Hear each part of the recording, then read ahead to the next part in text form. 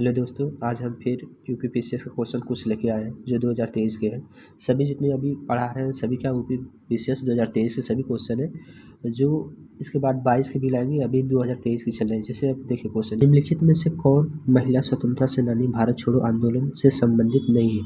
इसमें से पूछ रहा है महिला स्वतंत्रता सेनानी भारत छोड़ो आंदोलन से संबंधित नहीं है, तो ये हमारा शांति घोष है। क्या है?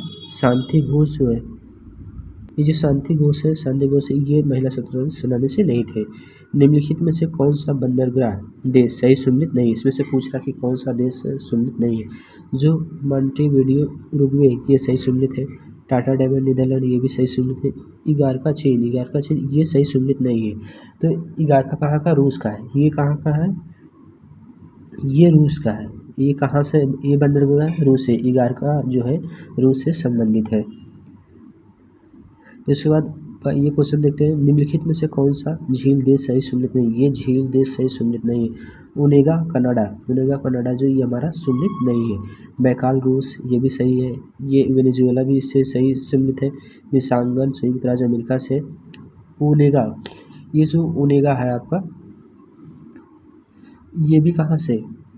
ओनेगा ये भी हमारा रूस से। ओनेगा जो है ये हमारा रूस से सम्मिलित है। नीचे उच्चतम न्यायालय को मौलिक अधिकारों के हनन रोकने के लिए रिट जारी करने की शक्ति के संबंध में 2 कथन दिए गए हैं।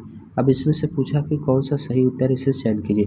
पहला, उच्चतम न्यायालय को यह शक्ति प्रदत्त है कि वह बंदी, प्रत्यक्षीकरण, परमादेश, प्रतिशोध, अधिकार परीक्षा और उत्प्रेषण रिट से जो भी मूल अधिकारों को लागू करने के लिए समुचित हो उस रिट का प्रयोग कर सकती है। संसद को अधिकार है कि वह कानून बनाकर किसी अन्य न्यायालय को अपनी आधिकारिक स्थानीय सीमाओं के भीतर उच्चतम न्यायालय को की दी गई इन शक्तियों का प्रयोग कर सकता है। तो ये हमारा क्या है? ये दोनों ही सही है। ऐसा मतलब जो संसद भी कर सकती है, उच्चतम न्यायालय भी कर सकता है, तो हमारा ये दोनों ही सही है। फिर इसके बाद ये जलीय पौधा जिसे प्रायः जल प्लावित धान के खेत में जैव उर्वरक के रूप में प्रयोग में लाया जाता है वह है। ये पूछ रहा है जलीय प्लावित धान के खेत में प्रायः लाया जाता है। इसका हमारा जो जलीय पौधा जिसे प्रायः जल प्लावित धान के खेत में जैव उर्वरक के रूप में प्रयोग में लाया जाता है वह है एजोला जो हमारा ये जल प्लावित धान के खेत में यूज़ किया जाता है। ये पूछ रहा है निम्नलिखित में कौन सा से निर्धनता के प्रकार है। निर्धनता के प्रकार कौन सा है? तो पूर्ण निर्धनता, सापेक्ष निर्धनता, व्यक्तिपरक निर्धनता, प्राकृतिक निर्धनता। ये हमारा ये 2 3 सही है, मतलब कि हमारा ये 3 है। प्रख्यात्मक निर्धनता नहीं होती, व्यक्तिपरक निर्धनता होती है। तो ये हमारा क्वेश्चन, इसका आंसर ये होगा।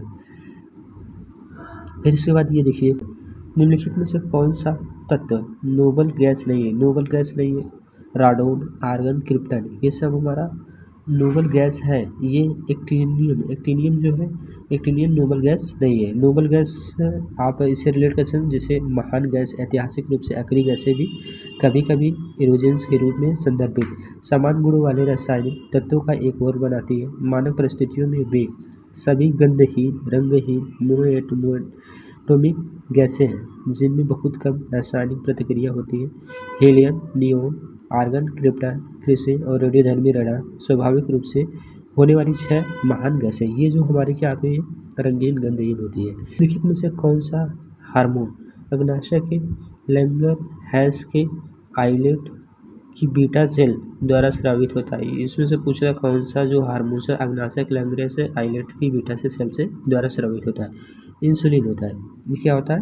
इंसुलिन होता है हमारा जो, ये सही होगा। तो हम सारे क्वेश्चन कराएंगे आप लोगों के बीच में, मतलब जितने भी इंपॉर्टेंट क्वेश्चन वही कराएंगे। ये नहीं कि सभी क्वेश्चन करा देंगे। जो करंट से रिलेटेड रहते हैं उसे छोड़ देंगे और बाकी सारे क्वेश्चन कराएंगे। थैंक यू, धन्यवाद।